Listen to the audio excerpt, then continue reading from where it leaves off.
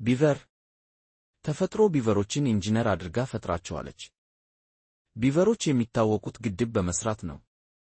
የተለያዩ ዛፎችን በሹል ጥርሳቸው በመቁረጥ ከገነደሱ በኋላ የዛፉን እንጨቶች በመጠቀም ከወንዙ የታችኛው ክፍል ጀምረው ቀስ በቀስ በመደርደር ወንዙን ይገድቡታል።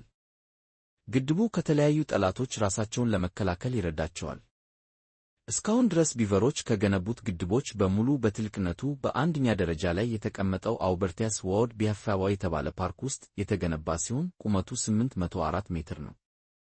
ይህን ግድብ በትውልድ ቅብብሎሽ ነው የጨረሱት። በሚገርም ሁኔታ የሰው ልጅ ከህዋ ላይ ሆኖ ማየት ከሚችላቸው ጥቂት ምስሎች መሃል አንዱ ይህ ግድብ ነው። ቢቨሮች በሕይወት ዘመናቸው አንድ ፍቅረኛ ነው የሚኖራቸው። በፍቅር አርጅተው እስኪሞቱ አይለያዩም። ነገር ግን አንዳንዴ ባል ወይም ሚስትየዋ ከሞቱ ከሌላ ቢቨር ጋር ግንኙነት ሊጀምሩ ይችላሉ። የቢቨሮች የዕድሜ ጣሪያ 15 ዓመት ነው። ሰላም ሁኑ።